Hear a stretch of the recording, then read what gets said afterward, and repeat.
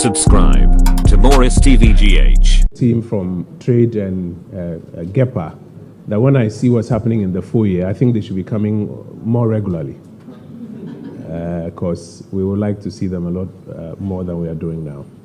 In the week gone by, I think from Friday till now, there's been a lot of talk about Ghana's engagement with the International Monetary Fund.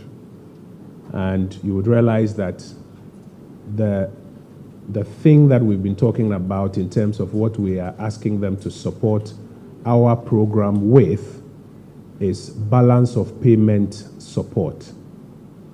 I'm taking time to do this explanation because I'm praying you to help us get your audiences to also understand some of the big terms we've been using. We're asking the fund to help us with balance of payment support. Balance of payment is the end product of the balance of trade. It's the difference between what we export and what we import. When you bring it to nominal terms, how much we earn from what we export struck against how much we spend on what we import leads to balance of payment. And the reason for which, or part of the reason for which you have to have that conversation is because there are times when what you are exporting, because of whatever it is, a global crisis, a global economic situation, as compared to what you are importing, and the bills associated with it will leave you in a deficit position on the balance of payment front. It is good news that we are finding that gradually, though it's not where we want it to be, gradually our exports, particularly on the non-traditional export side, are doing better.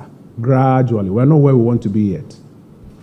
And it is important to highlight it and use it as a basis to encourage a lot more non-traditional exports so that we will be able to do better on our total export picture, do better on our balance of trade, and therefore our balance of payment. Some of the questions you've been asking about the future are answered by how well we'll continuously do in terms of exports, and even under exports, specifically non-traditional exports.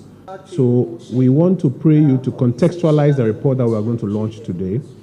It's not just one of those reports that shows that something has happened, but it is even more important now because of the conversation we're having. Because in the end, if we're able to keep up on this trajectory and keep improving export, and in particular non-traditional exports, then we will be in a position where no matter what is happening to the global economy, we will still have a dominant export position as compared to our import position.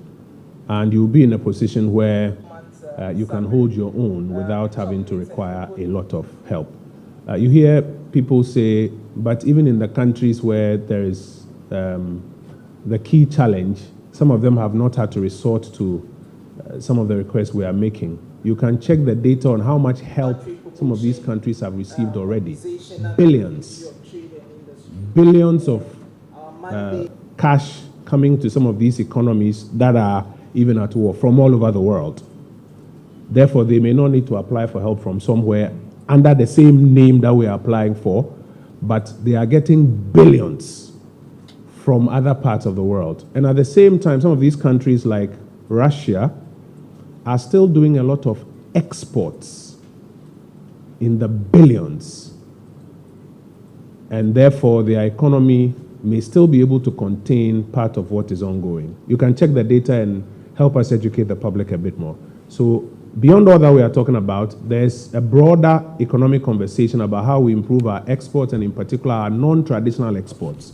And I think it will help us if you find space to push this. Thanks for watching.